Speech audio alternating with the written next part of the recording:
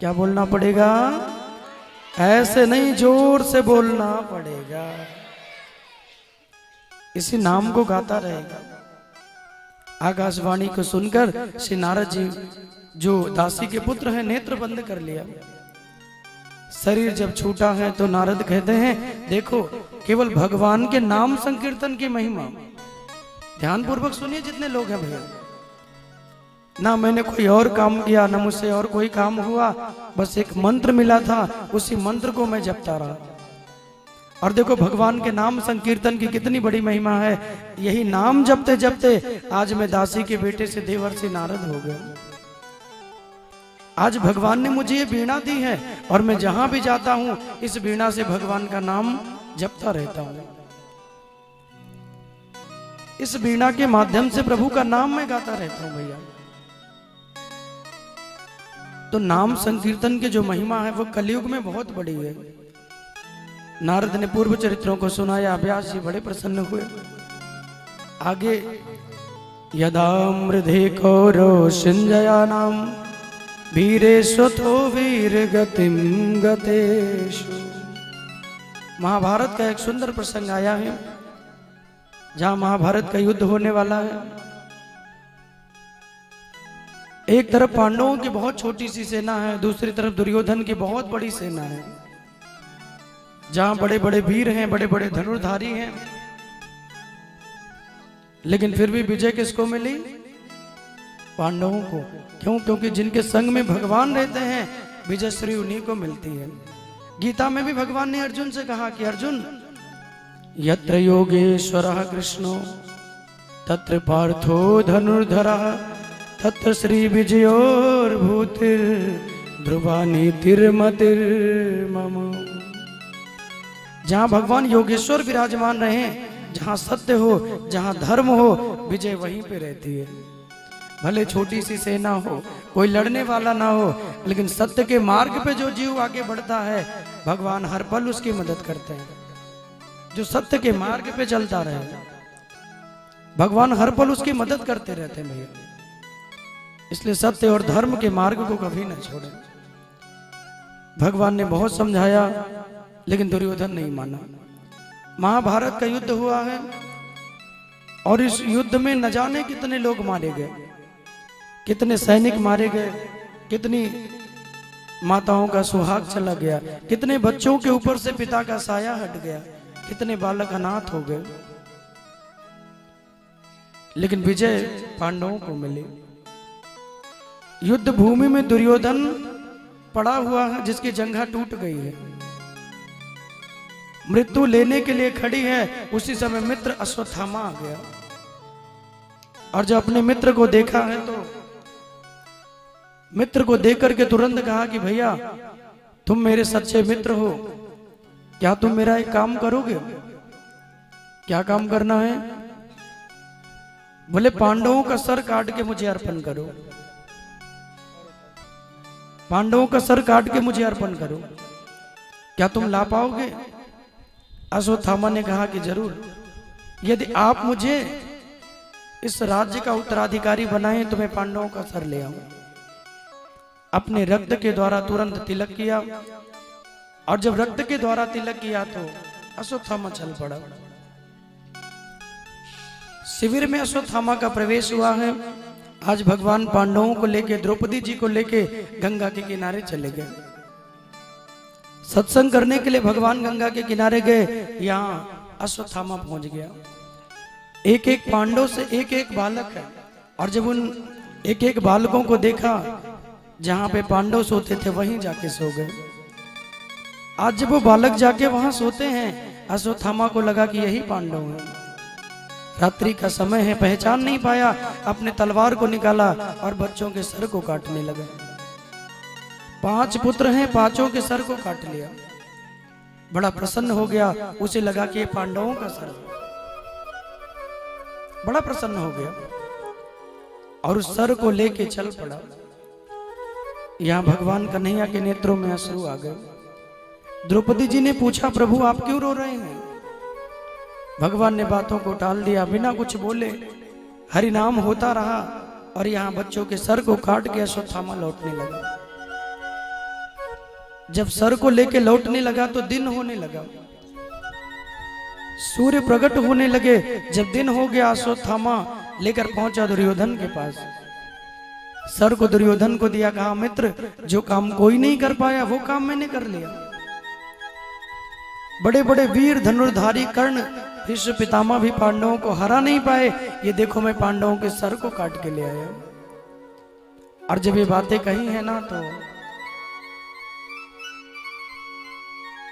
सुनकर दुर्योधन को अपने कानों पे भरोसा नहीं हुआ। जो काम इतने बड़े बड़े वीर नहीं कर पाए वो इसने कैसे किया। लेकिन महाराज उन बच्चों के सर को लिया, उसे लगा पांडवों का है, बड़ा प्रसन्न हो गया, बहुत जोर जोर से हंसने लगा। लेकिन जब सर को हाथों से दबाने लगा तो सर विदीर्ण हो गया। सर को दबाया तो सर पिचक गया। दुर्योधन को लगा कि पांडवों का सर मेरे दबाने से पिचक जाए, ऐसा संभव नहीं है। जब ध्यान पूर्वक उन सर को देखा है तो बच्चों को सूरत जब नजर आई है तो कभी न रोने वाला दुर्योधन भी रोने लगा। उसके भी नेत्रों में अश्रु आ गया और रोते हुए कहता है कि अश्वत्थामा तूने बहुत बड़ा अपराध किया। अरे तुझे मालूम है तूने बच्चों का अपराध किया है, तूने बच्चों का वध किया है, तुझे गौ हत्या का ब्राह्मण हत्या के समान पाप लगेगा। अश्वत्थामा ने सुना ये बच्चों का सर है, पांडव मुझे छोड़ेंगे नहीं, वहां से भागने लगा। और युद्ध भूमि में पड़ा पड़ा दुर्योधन कहता है भैया आज तूने ऐसा कर दिया, मेरा पूरा जीवन में ही अंधकार हो गया। मेरे कुल में कोई नहीं है जो मुझे पिंडदान करे, जो मुझे तिलांजलि दे। लेकिन मेरे भैया के बालक थे, कभी मेरे नाम का पिंडदान कर देते, कभी मेरे नाम की तिलांजलि देते तो मेरी भी आत्मा मुक्त हो जाती। तूने वो अधिकार भी मुझसे छीन लिया। दुर्योधन इतना कहते हुए युद्ध भूमि में गिरा है और उसके प्राण निकल गए। यहाँ भगवान दिन होते ही सबको लेके लौटे हैं। द्रौपदी जी आई, पांडव आए, भगवान आए। और जब प्रभु का आगमन हुआ तो इतना देर हो गई। द्रौपदी ने कहा बच्चे अभी तक उठे नहीं। दासी को बुलाया और दासी को बुला के भेजा, बोले जाओ बच्चों को जगा दो। और वो दासी जब बच्चों को जगाने के लिए जाती है, कमरों में पहुंची है मेरे भाई बहन, और बहते हुए रक्त को देखा है तो मूर्छित होकर वहीं गिर गई, कुछ बोल नहीं पाई। और मूर्छित होकर जब वहीं गिरी, गिर करके बड़ी देर तक वहां पड़ी रही। द्रौपदी जी को लगा कि बहुत देर हो गई, मुझे जाके देखना चाहिए। अंदर जब कमरों में गई हैं, अब एक माँ की स्थिति क्या हो सकती है आप समझ सकते हैं। जिनके एक नहीं 5 बेटे हों, पांचों जवान बेटों का शरीर तो पड़ा हो लेकिन शरीर में सर ना हो, और पूरे कमरों में रक्त की धारा बह रही हो। द्रौपदी जी रो पड़ी हैं। रोते रोते भगवान से कहा कि प्रभु ये कैसा अनर्थ हो गया। गोविंद आपके रहते हुए ऐसा अनर्थ संभव ही नहीं है। या तो आपने मेरे पुत्रों का वध किया है, आपके सिवा इनका वध और कौन कर सकता है। भगवान ने कहा कि देवी मैं किसी को मारना का काम मेरा नहीं है, मैंने ये काम किसी और को दे रखा है। मारना छोड़ना बचाना ये मेरा काम नहीं है, ये काम मैंने किसी और को दे रखा है। इनकी बातों को सुनकर द्रौपदी जी रोते हुए कहती हैं माता शिशूनाम निधनम सुतानाम निसम्य घोरम परिताप्यमानम तदारुदद्वास्प कला कुलाक्षी ताम सांत्वयन्नाह किरीटमाले ताम सांत्वयन्नाह किरीटमाले। माता शिशु नाम निधनम सुता नाम। हे गोविंद, एक माँ की स्थिति को आप कैसे समझ पाओगे। मेरे बच्चों का शरीर पड़ा है, एक भी पुत्र अगर जीवित होता तो उसी के सहारे जीवन जी लेती, लेकिन एक भी पुत्र मेरा जीवित नहीं बचा, कैसे जीऊं मैं।